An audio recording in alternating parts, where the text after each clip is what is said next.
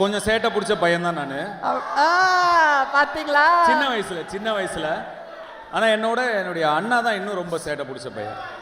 ஆமா சார், ஒரு அமைதியான ஒருத்தர். அவர் வந்து நிறைய அப்படி அவர் ஆக்சுவலா ஒரு இன்ட்ரோவர்ட் அவரு. ஸோ போட்டோல நிக்க கூட ரொம்ப கூச்சப்படுவார் செல்வராகவன் சார். அவர் ஆனா வீட்டுக்குள்ள பயங்கர சேட்டை பிடிச்ச பையன் தான். அவரோட நான் 8 வயசு சின்ன பையன். அவர் என்ன பொறுமை இருக்கா உங்களுக்கு கேட்க? அவர் என்னோட ஒரு 8 வயசு அவரோட என்னோட 8 வயசு பெரியவர். அதனால அவர் ரொம்ப பெருசாக இருப்பேன், ரொம்ப சின்னதாக இருப்பேன்.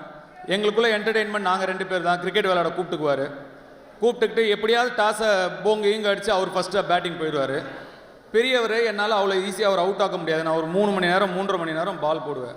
கஷ்டப்பட்டு அவுட் ஆனோன்னா பேட்டை போட்டு ஓடிடுவார். எனக்கு திருப்பி போட மாட்டார். நான் பாதி நேரம் நான் விளையாடினதே கிடையாது, போலிங் தான் போடுவேன். அதே மாதிரி நாலனா அப்போல்லாம் 10 காசு 5 காசு 25 காசு 20 காசெல்லாம் இருந்தது. அதெல்லாம் கொஞ்சம் கொஞ்சமாக சேர்த்து ஏதாவது வாங்கி சாப்பிட்றதுக்கு தான். திருப்பி அதே தான் நமக்கு. அது ஒன்று தான் ட்ரீம் சின்ன வயசில். அப்படியே வாங்கி சேர்த்து வைப்பேன். மொத்தமாக அது ஒரு 4 ரூபா 5 ரூபா வாங்கும்போது அவர் வந்து திருடிட்டு போயிடுவார் அதை மொத்தமாக. இந்த மாதிரி அதிகமான சேட்டை பிடிச்ச பையன் வந்து அவர் தான். ஆஹா, அப்படி ஒரு அமைதியான ஒரு ஜீவனுக்குள்ள இவ்வளோ விஷயங்கள் இருந்திருக்குல்ல. ஆமா, அதுவும் ரொம்ப குட்டியா இருக்கும் போது பண்ணுவாங்க சார் அவங்கலாம் பயங்கரமா. ஓகே, அண்ணனுங்களுக்கு தம்பியை டார்ச்சர் பண்றதுல என்னதான் சந்தோஷமோ. கரெக்ட்.